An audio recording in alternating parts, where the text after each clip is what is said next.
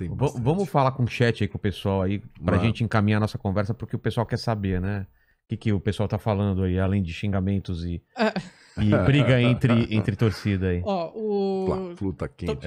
Todas as vezes que vieram políticos aqui no podcast, o chat ficou muito dividido. Claro, sempre. E o principal do pessoal que é contra a posição do Mandetta, que eles estão falando aqui... Mas qual posição? Vamos o que eles falam sobre? É o lance do fica em casa, a máscara? O que foi? É o lance do fica em casa e é isso que eu ia perguntar. Essa é a galera do Bolsonaro. Esse daí eles começaram assim. Quando era fevereiro, que nós não tínhamos caso no Brasil. Não, mas é isso? É isso que você vai falar? Dessas perguntas, porque deve ter várias. Lê alguma que aí a gente já fala sobre isso. Mas o principal que a maioria perguntou é o fato de, no início da pandemia, o Mandetta, ainda como ministro da Saúde, ter falado que o ideal é ficar em casa e só ir pro hospital em casos de falta de ar e sintomas mais sérios. Então vamos lá. Essa daí era o seguinte. Era o tempo da epidemia de pânico, né? O cara ia pro hospital... aquilo que você falou. E não tinha vírus circulando. Você não tinha caso ainda. Eu espirrei. Mas eles estavam lotando o pronto-socorro dos hospitais e tal. E a gente tinha que falar pra eles, olha, calma, não tem vírus circulando. Se você tiver, é uma coisa igual uma gripe. Nada impede da pessoa ter uma gripe e precisar. Agora, você não vai no hospital porque você tá gripado. Você espera... Normalmente a gripe é autolimitada, ela vai 2, 3 dias, tal, a tendência é melhorar. Mas se você tiver com sensação de cansaço, falta de ar, aí você vai no hospital. Ninguém vai no hospital porque está gripado, resfriado.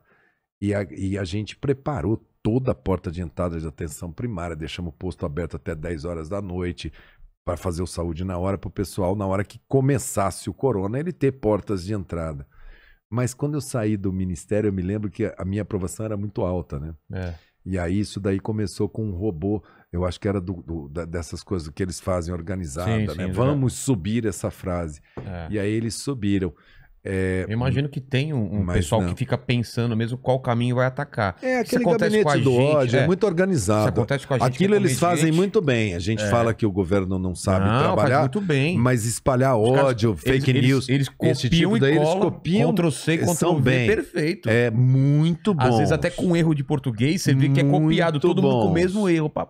São muito competentes. Escolhem um apelido, aí vai todo mundo com aquele apelido. Isso, hashtag tal, tal. E essa assim, ele mandou ficar em casa até ter falta de ar. Essa eles repetem lá desde o começo. Antes de começar a live, muita gente falando isso. Eu fico olhando. Traidor, né? Eu falo, coitados.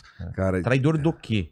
O que é que o pessoal fala de traidor? Não trairia meus princípios jamais. Né? Quando o pessoal fala de traidor, teve até Traidor é pesado, hein, cara? É pesado esse negócio. É feio, traidor, né? Traidor, um espectador aqui que falou que... você estava procurando a palavra? Tava, desculpa. que ele falou que só trazemos políticos com o mesmo ponto de vista. Poxa aí eu falei, não. Aí eu até falei, eu comentei aqui, eu falei, mas todos os políticos que a gente trouxe têm pontos de vista de todos. Aí ele falou, não, mas todos são contra o presidente. Não, mas já convidamos. Foi esse o ponto. Não, veio o Feliciano aqui. Eu falei isso? E aí? Aí ele falou... Exatamente, quando você coloca um argumento aí, para, né? Mas o Feliciano veio e estamos convidando mais gente. do governo, né? Com certeza. Enfim, eu acho que quem é responsável... Cada um é responsável pelos seus atos, ninguém é criança. Ninguém tá aqui... Mas vamos falar disso do gabinete do ódio, porque eu já sofri isso também, desde a época do PT e agora com o Bolsonaro, desse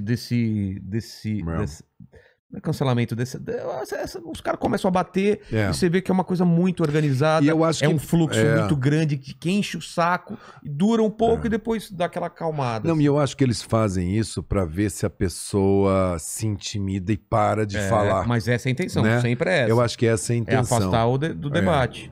O que aconteceu contigo? Só se meu nome não tivesse 2 T's assim, que eu ia me... que eu gosto do debate, eu acho bom.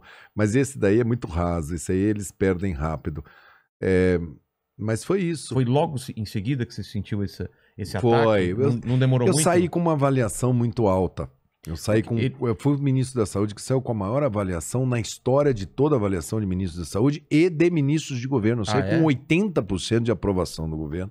E o presidente foi na sua mais baixa avaliação quando ele retirou o cara que estava tentando organizar aquilo, né? Então, aí eles ficaram meio quietos sobre o impacto daquilo, né?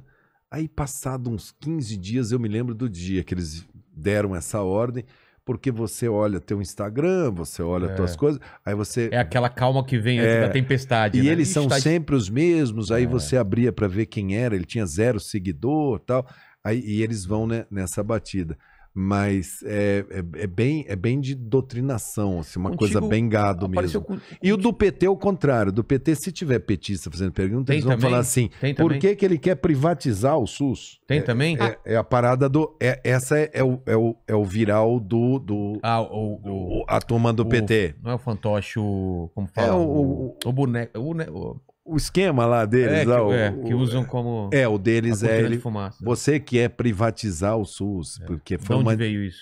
Isso foi um Roda Viva que eu estava discutindo com aquele Roda Viva 60, ficando médico, aquele negócio, e tinha uma entrevistadora que ela é da Fiocruz, tal, muito boa, Lígia Bahia, e ela me perguntando dentro do SUS os obstáculos, eu falei, o SUS na Constituição tá assim, e está escrito lá que ele vai ser feito com universalidade, integralidade e equidade. Universalidade é fácil. Você ser brasileiro, você está coberto. Tá. Então, meu plano de saúde, eu sou brasileiro, é para todo mundo.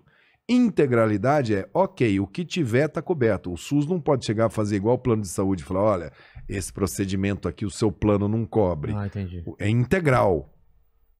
E equidade. Aí ninguém quer discutir equidade. Equidade é você fazer políticas diferentes, mais voltadas para alguns, para você alcançar a igualdade.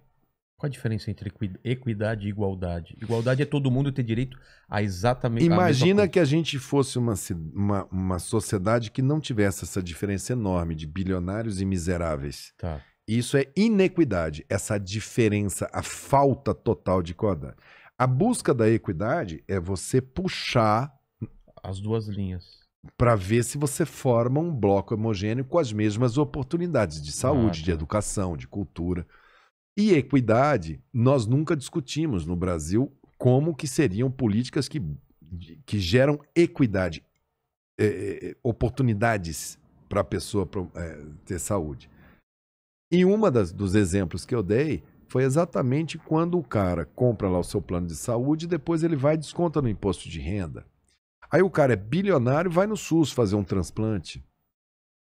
E ele tem direito porque ele está na universalidade. O meu médico particular... Ele não se importaria em pagar um pouco sobre Meu médico particular me passou aqui, esse remédio custa 9 mil a ampola. Pô, mas eu sou rico, eu pego um advogado, contrato um advogado, peço uma liminar, obrigo o sistema a pagar. E o pobrezinho que está lá embaixo, ele não tem condições. Então eu dava esse tipo de exemplo, falava, isso daí nós vamos ter que discutir, se o cara tem que cofinanciar. É normal isso, nos países discutem isso. E aí o PT pega isso e fala, ele quer que as pessoas paguem. Não, eu quero justiça igualitária, políticas que geram equidade dentro do sistema. Então, quando eu vou nos lugares, eu vejo. Você já sabe exatamente de onde vem. Já sei, já são conhecidos, mas eu não.